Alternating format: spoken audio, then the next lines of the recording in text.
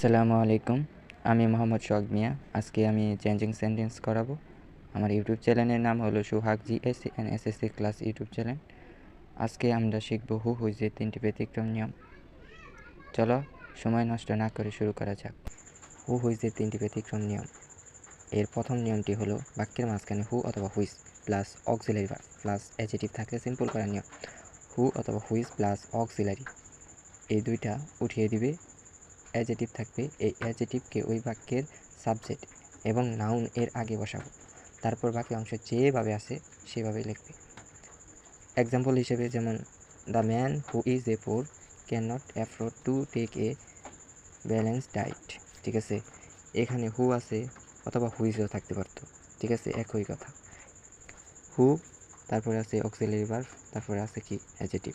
তাহলে আমরা বুঝতে পারলাম যে হু হুইজের এটি প্রথম ব্যতিক্রম নিয়ম। ঠিক আছে, তাহলে প্রথম কাজ কি?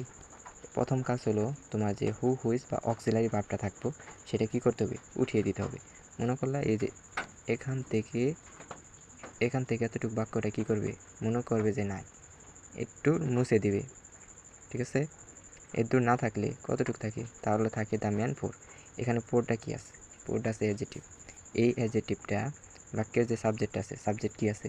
The man. দ্য ম্যান এই সাবজেক্টের এবং এই নাউনের আগে বসাতে হবে। যেমন এখানে আমি বসাইছি, দেখো দ্য পোর ম্যান। ঠিক আছে, এখানে কি অ্যাডজেক্টিভ কি? পোর। তাহলে সাবজেক্ট এবং নাউনের আগে বসাতে হবে। এই যে আগে বসাই দিলাম, তারপরে যা আছে হুবহু লিখে দিবে। The poor man cannot afford to take a balance diet. তাহলেই হয়ে যাবে হু হুইজের প্রথম ব্যতিক্রম নিয়ম।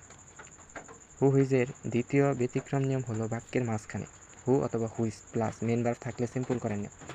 যদি বাক্যের মাঝখানে হু এবং হুইজ প্লাস মেন ভার্ব থাকলে সিম্পল করার নিয়ম। এর আগে আমরা শিখলাম who whose plus auxiliary verb plus adjective থাকলে কী করতে হবে। এখন আমরা শিখব হু এবং হুইজ প্লাস মেন ভার্ব থাকলে সিম্পল কীভাবে করব।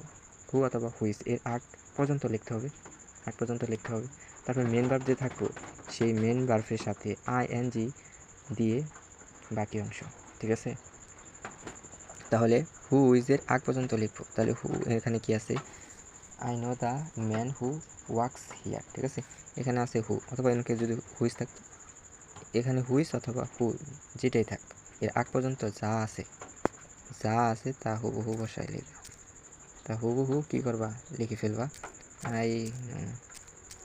I know the man. ঠিক আছে, লিখলাম। হু অথবা হুইজের আগ পর্যন্ত যা থাকবে তাই লিখতে হবে। তাহলে লিখলাম, এখানে দেখো ওয়ার্কস, এটা কি আছে? এটা এস যুক্ত আছে, এস বা ইএস, এগুলো যদি যুক্ত থাকে তাহলে আইএনজি যুক্ত করার জন্য কি করতে হবে? তোমার মূলত যে ভার্বটা থাকবে সেটা যদি এস বা ইএস যুক্ত থাকে তাহলে সেটাকে তোমাকে ভার্ব ওয়ান করতে হবে, এবং ভার্ব ওয়ান করার পর তারপরে তুমি কি করতে পারবে? আইএনজি যুক্ত করতে পারবে। তাহলে এখানে কি আছে? ওয়ার্ক। তাহলে কী হবে? ওয়াকিং। তারপরে কি হবে? যা আছে হুবহু তাই উঠাই দিবে, তাহলে সিম্পল হয়ে যাবে।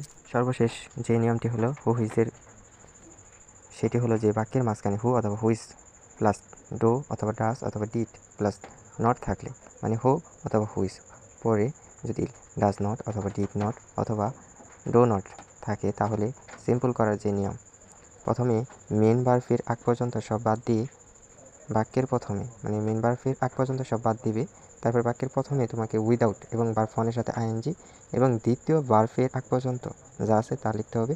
বাক্যের সাবজেক্ট এবং দ্বিতীয় ভার্ব থেকে বাকি অংশ তোমাকে কী করতে হবে? লিখতে হবে। এক্সাম্পল হিসেবে যদি দেখো তাহলে বুঝতে পারবে খুব সহজে। এখানে দেখো হু আছে এবং ডাজ নট আছে। এখানে হু অথবা যদি হুইজ থাকতো, হুইজ ধরো ডো নট অথবা ডিড নট আছে, তাহলে কি করতে? এইটুকুর জন্য হু অথবা হুইজ যদি থাকতো, অথবা ডো নট অথবা ডাজ নট অথবা ডিড নট থাকতো, এই এতটুক এখানে আছে হু ডাজ নট, এখানে যদি অথবা যদি হুইজ ডাজ নট অথবা ডিড নট থাকতো, এরকম যদি থাকতো, এতটুকুর জন্য তোমাকে লিখতে হবে কি? উইদাউট। কোনো কথা ছাড়াই কি লিখবা? উইদাউট লিখে ফেলবা। ঠিক আছে, তারপরে তোমার যে এখানে দেখো, তুমি যদি একটু লক্ষ্য করে দেখো তাহলে এখানে দেখবে দুইটা ভার্ব আছে, একটা আছে রিড, একটা আছে কিপস। তাহলে তোমাকে এখানে ভার্ব ওয়ান, সাবজেক্টে কি আছে ভার্ব ওয়ান, এই ভার্ব ওয়ানের সাথে তোমাকে কি করতে বলছি, এখানে আইএনজি যুক্ত করতে বলছি, তাই এখানে তুমি আইএনজি যুক্ত করে দিবা। তাহলে কি হলো, রিডিং, রিডিং, ঠিক আছে। দ্বিতীয় ভার্ব কি, কিপস। এখানে দ্বিতীয় ভার্বের আগ পর্যন্ত যা থাকবে, এখানে বুকস আছে ভার্ব ওয়ানের পরে, মানে প্রথম ভার্বের ওয়ানের পরে এখানে প্রার্থী হিসেবে বুকস আছে দ্বিতীয় ভার্বের আগ পর্যন্ত, ঠিক আছে। বলছি দ্বিতীয় ভার্বের আগ পর্যন্ত যা থাকবে হুবহু তাই লিখবে। এখানে আছে কি বুকস, তাহলে বুকস। এখন কি করতে হবে বলছি, যে আইএনজি যুক্ত করার পর দ্বিতীয় ভার্বের আগ পর্যন্ত, আমরা আগ পর্যন্ত সব কাজ কমপ্লিট করছি। এখন বাক্যের সাবজেক্ট, বাক্যের যে সাবজেক্ট আছে, বাক্যের সাবজেক্ট কি, দ্য ম্যান, এবং দ্বিতীয় ভার্ব থেকে বাকি অংশ, দ্বিতীয় ভার্ব কি আছে, আমরা পাইছি কিপস, এর দ্বিতীয় ভার্ব থেকে বাকি অংশ, ঠিক আছে। এখানে আমরা সাবজেক্ট পাইছি কি, দ্য ম্যান, দ্য ম্যান বসাও, দি ম্যান, দি ম্যান, ঠিক আছে। দি ম্যান বসানোর পর কি বলছি, দ্বিতীয় ভার্ব থেকে বাকি অংশ, মানে দ্বিতীয় ভার্ব কি আছে, কিপস, কিপস আছে, ঠিক আছে। এই যে কিপস, তারপরে হুবহু বসাই দিবে, দ্বিতীয় ভার্বের পর থেকে যা থাকবো তা কী করবা, হুবহু বসিয়ে দিবে। ওকে, নট ফ্রম, যা আছে মানে যা আছে তা হুবহু লিখে দিবে, তাহলেই তোমার কাজ শেষ।